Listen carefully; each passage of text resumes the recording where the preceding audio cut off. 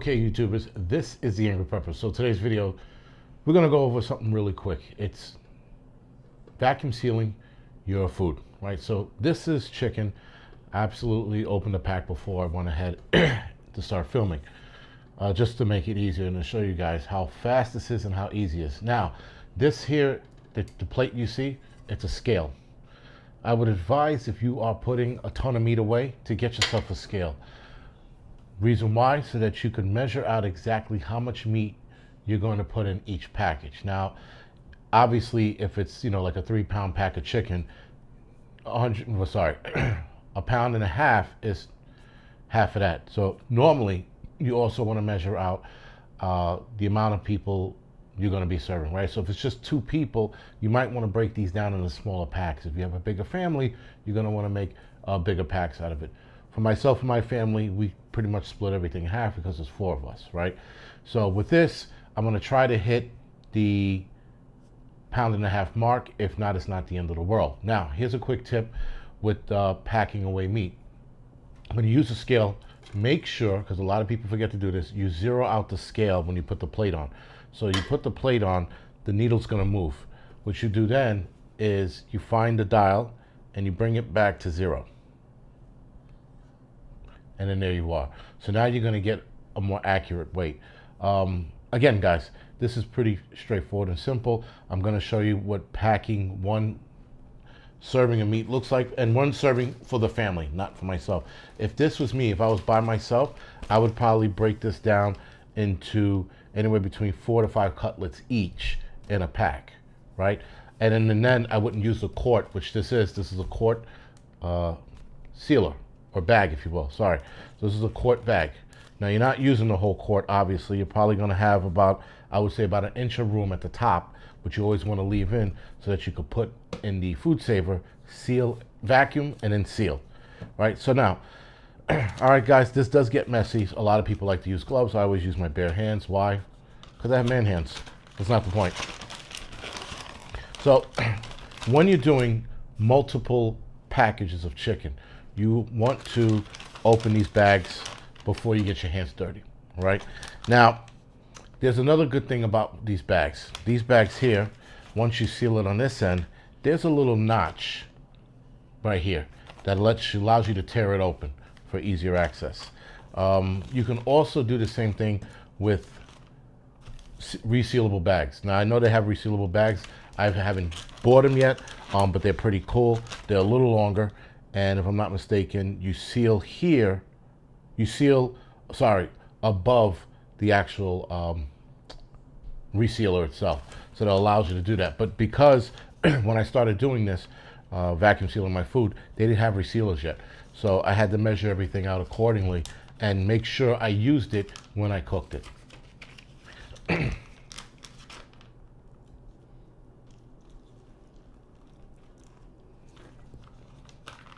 Now, some people hate the smell of chicken. Me, I can care less.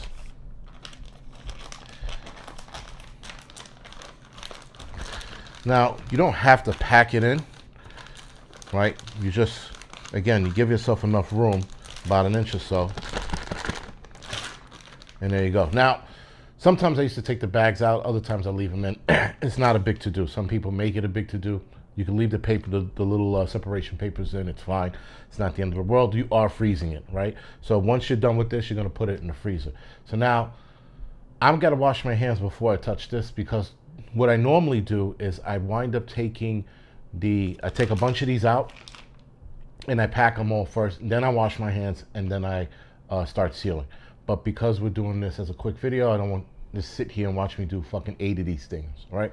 So I have 2 packs of these. This is 1. This is going to yield me 4 quarts, roughly, or packs per. So it's 2. Sorry, it's 2 per pack of chicken. And this is a fair weight chicken. This was probably about 3 pounds and a little bit, maybe 4, right? And you yield about 2 packs if you fill it up, quart packs, that is. Right, so hopefully I explained that right, because I'm really shitty at math. So I'll be right back. All right, guys, so now you can do it either way. You could take the chicken, put it directly on a plate and weigh it, or you could put it in here and weigh it. The bag is not even an ounce, so it doesn't even matter, right? So now I got it on here, and that's close to 2 pounds, right? So now, with a pen, you're gonna write, actually, sorry, not a pen, a marker. You're gonna write how many pounds it is, if you need to. Now, I know that this is close to 2 pounds, so that's fine. I remember how much is in here.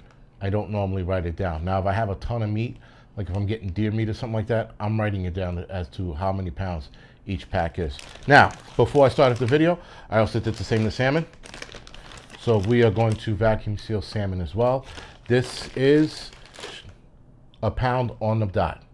So when it's normally a pound or two, I don't have to write it down. Again, I've been doing this for years, and I've been feeding my family with the same amount of weight. I know that ground beef, though, we bumped it up a little bit because the kids are older, so they definitely, I definitely write it down on the ground beef. But when it comes to things like this, it really doesn't matter. But if you want to, guys, use a marker, not a pen. A pen's a pain in the ass. This is not the traditional Food Saver quart pack. The traditional Food Saver quart pack has a little writing spot at the bottom. This is a generic one I got off of Amazon, and they were a lot cheaper, and they do just the same. So let's start vacuum sealing. Now, for those of you that are not familiar with a vacuum sealer, this is a new model. My older model I had on I did this before in my old channel, right?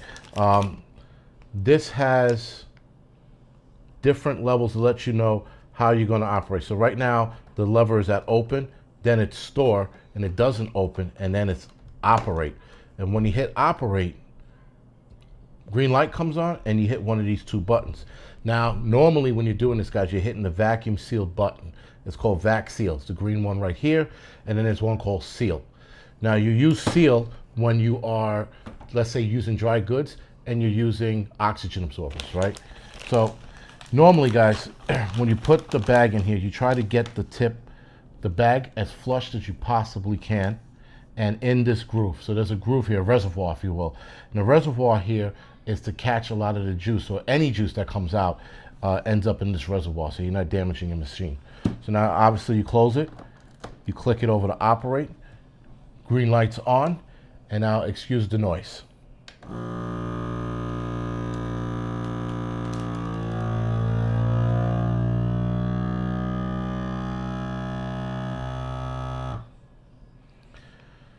Now it's sealing, and this thing does it automatically on its own. When it starts to break down, and it does, you are going to listen to the sound of when all the air is out, and then you immediately hit seal, right? And then it'll seal the bag for you without letting any air in.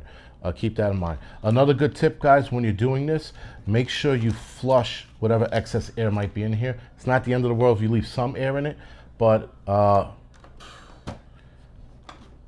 it's just better that way. All right, so now this is a vacuum sealed salmon, right? Now we're gonna do the chicken. Now, I know sometimes, guys, this doesn't get flush like you would like, you know, because it hangs down too low. The older models are a little higher. So now I'm gonna show you flushing the air out while it's sucking it in.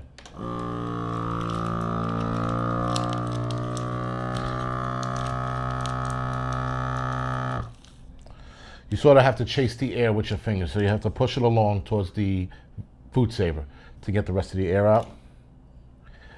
And guys, that is pretty much it for vacuum sealing. Very simple, very straightforward.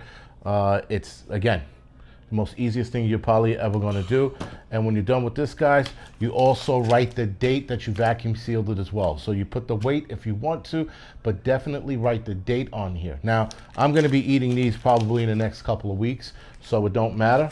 And if you're going to be eating it in the next couple of weeks to a month, then it really doesn't matter. But if you're putting it in there to store food away, so part of your preps, put the date on it, all right? And also put the date on it if you're testing it out as well, so that you get a better idea of how long this stuff really lasts. Now, guys, it all depends, right? If there's air in here, air pops in it, then, sorry, if this leaks because it gets a little hole in it, then you're definitely gonna have to eat it sooner than later, right? So obviously, if you're moving meat around, you see that there's air back in it, but the meat still looks good, eat it as soon as possible, right?